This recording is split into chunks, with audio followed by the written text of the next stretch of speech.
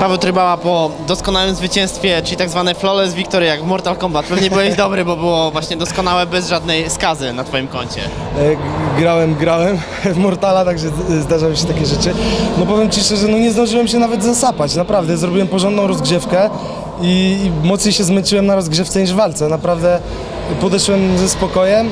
Tam mimo, że kopnięcie na wątrobę też weszło, to nie poszedłem tam za ciosem, ale parę kroków do przodu poszedłem, widzę, zacząłem obserwować, uderzyłem, zaczął się cofać, no i odkrył się i zacząłem atakować. No naprawdę zaczęło wchodzić wszystko, nieszczelny był, no i pięknie, no kurde, kolejne wymarzone zwycięstwo, oby wszystkie były takie wymarzone. Naprawdę jestem przeszczęśliwy. Nie wiem, czy nie za mocno uderzyłem go prawą ręką, bo czuję tutaj mały ból, czy coś nie pękło, ale myślę, że będzie wszystko dobrze. No jestem naprawdę szczęśliwy. No i to wszystko, to co mówiłem, to się dzieje. No naprawdę te ciężkie treningi popłacają. To nie jest, kurde, nie wiem, zabawa. To są naprawdę ciężkie treningi, no i to popłaca. No. Jestem naprawdę szczęśliwy. No na reklamach TV Puls pomiędzy rundami nie zarobi przez ciebie.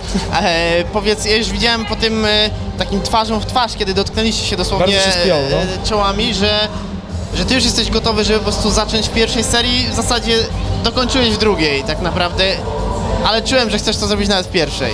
Tak, wiesz co, mimo tego, że on groźnie stał, zaczął, wiesz, mnie on to już rozśmieszył tym zachowaniem, bo na szczęście dzisiaj zachowałem zimną głowę i to popłaca, widzę, to naprawdę ma to sens, nie wolno się podpalać, nie można być furiatem, kiedy trzeba, to trzeba, ale trzeba mieć zimną głowę i właśnie poczekałem na jego ruch, na spokojnie, bez pośpiechu, ale też swój zadałem i dobrze się skończyło, no, naprawdę czułem duży luz wychodząc do tej walki, a wszystko przez to, że ciężko trenowałem. Co Mirosław Okniński powiedział tutaj przed chwilą na zapleczu, bo jakoś tam podsumowaliście ten pojedynek?